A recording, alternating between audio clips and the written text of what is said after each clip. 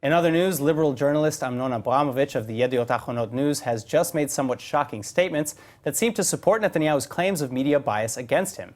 In fact, in his report published on Tuesday, Abramovich responded to Netanyahu's allegations by referring to unity negotiations between the Likud and former opposition leader Isaac Herzog a number of years ago. Abramovich then wrote that had the unity coalition been formed between them, perhaps the media would be protecting Netanyahu rather than attacking him. Well, Netanyahu then responded on Twitter, writing sarcastically that he could have stopped the witch hunt had he just disengaged to the 1967 lines, divided Jerusalem, and abandoned Israel's security. Things he would never do. And here now with more, senior contributing editor for the Jerusalem Post, Lahav Harkov. Lahav, thank you so much for coming in today. Thanks for having me. All right, so first of all, what are your initial reactions kind of to Abramovich's statements? Could they have been maybe more sarcastic and less literal as kind of the reports are suggesting? Look, it's not the first time Abramovich has said things like this. In the Gaza disengagement, he said similarly that the press is protecting then Prime Minister Ariel Sharon, who was under investigation on corruption allegations because he was disengaging from Gaza. But Abramovich is a commentator, so the things he says they're not straight news reports. He's not reporting the news. He's giving his interpretation of things. And I think it's pretty clear when you watch the news that that's his job, that he's a commentator.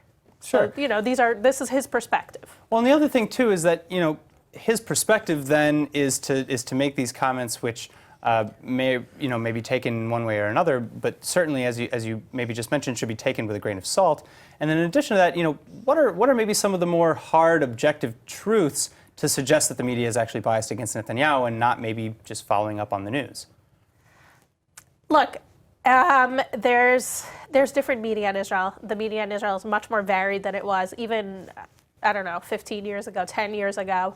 And I think it's not fair to make a blanket statement that the media is biased against Netanyahu. Sure. There was recently an academic study that came out that talked about from the mid-90s to early 2000s, and then it showed that the media, or at least the sort of mainstream media in Israel, was biased against Netanyahu, but it was before Yisrael Hayom came out, which is the daily newspaper owned by Sheldon Adelson that's very pro-Netanyahu.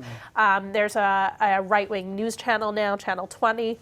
Likud TV, which was just launched. Right. I mean, Likud TV it's part of their political campaign. It's a webcast. Right. But I mean, and there are more reporters that come from the sort of religious and right-wing world on mainstream channels. And I would say the most prominent and probably one of the most respected political reporters in Israel right now is someone is Amit Segal, someone who is religious and fairly right-wing. I mean, he doesn't come out and say who he's voting for, but you can tell. So I think that the media is in a better place than it used to be. Netanyahu doesn't like the fixation on his investigations, but it's hard to say that it's not an interesting news story to hear every day. And Prime Minister Olmert also was investigated, and I think that the media, he's far from the only is prime minister to be investigated. Yeah. But then again, that kind of brings this debate back towards the discourse in politics versus the media and kind of the balance that they play. Is the media, in your opinion, being as varied as it is it serving its function as a counterbalance maybe to the government? Look, I don't know that that's really the media's function, to be a counterbalance to the government, but I think that there is one of the important functions of the media is to be skeptical and to not just take things the government says at face value and to investigate and to look into them. And I think that the media in Israel does that. But I think that Netanyahu is complaining. He says that the media is doing that too much. That's when you start hearing these complaints about the media being left-wing or biased against Netanyahu. But I think, look, Netanyahu's been in power for a decade. So for them to ask, why didn't you talk about, Bougie Herzog last week? Well, it's because he's not prime minister.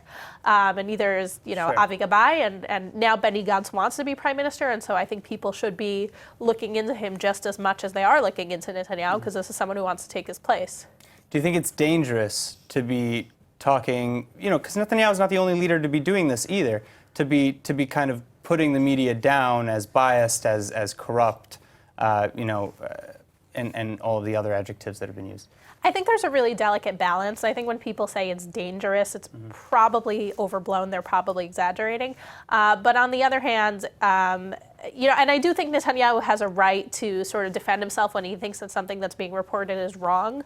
But on the other hand, I think that he has gone too far, especially in targeting specific journalists, like putting up billboards with the faces of specific journalists who he feels that are biased against him. There was a big billboard on the road between Tel Aviv and Herzliya recently. Yeah. And that seems to be, I would say, towing the line of where it's a little bit too much, and it could be sort of inciting against these specific people. And I don't really understand the strategy, let's put it that way, of where let's target these specific people. If the idea is to have a more balanced media, then that's not the way to do it. All right, Lahav Harkov from JPost, thank you so much again for coming in. Thank you.